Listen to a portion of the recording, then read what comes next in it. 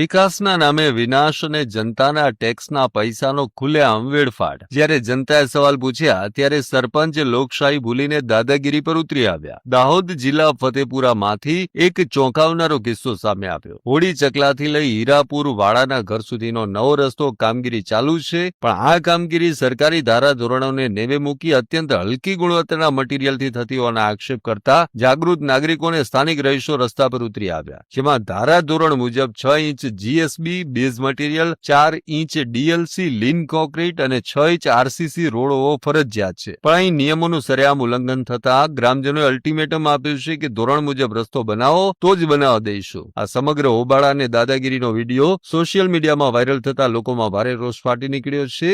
ગ્રામ પંચાયત આ નવીન રોડનું કામકાજ ચાલુ કરે છે, પણ રો મટીરીયલ પૂરેપૂરો વાપર્યો છે. જે ધારાધોરણ મુજબ સરકારના એસ્ટિમેટ મુજબ જે ચાલવું જોઈએ એના કરતાં તદ્દન સાવ ખોટા રીતે આ લોકો કપચી, રેતી, સિમેન્ટ આ તમામ વસ્તુ આ લોકોએ અડધા રૂપિયાની અંદર આખું સેટલમેન્ટ કરી રસ્તો પૂર્ણ કરવાની કામગીરી રજૂ કરે છે અહીંયા. ને ગ્રામજનો વિરોધ કરે છે, વોર્ડના લોકો વિરોધ કરે છે. તો તેવા લોકો દાદાગીરી કરી ને ગમે તેમ કરી બળજબરી પૂર્વક આ રસ્તો બનાવવા માટે લોકોને પ્રેરિત કરે છે. આ તદ્દન ધોરણે ખોટું થઈ રહ્યું છે. જે સરકારના નિયમ મુજબ જે કાર્યવાહી થતી હોય યોગ્ય ને ન્યાયિક રીતે જે રસ્તો ચોખ્ખાઈના રીતે બનવો જોઈએ તે બનતો નથી હાલની તારીખમાં. આ અમારા લોકોની રજૂઆત છે. આપનું નામ? અંકુર કુમાર પંકજ કુમાર શાહ. રોડ કોણ બનાવી રહ્યું છે? રોડ ગ્રામ પંચાયત ફતેપુરા.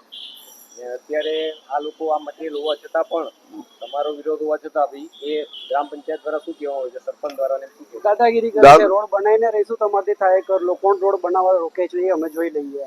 એટલે કોન્ટ્રાક્ટરે ચોખ્ખું બધા જ સભ્ય અને સરપંચ સામે કીધેલું છે કે રેતી પાછી મોકલાઈ દો, રેતી જરાય કામ લાગે એવી નથી, રોડ ચાલશે નહીં જો બનાવીએ તો પણ.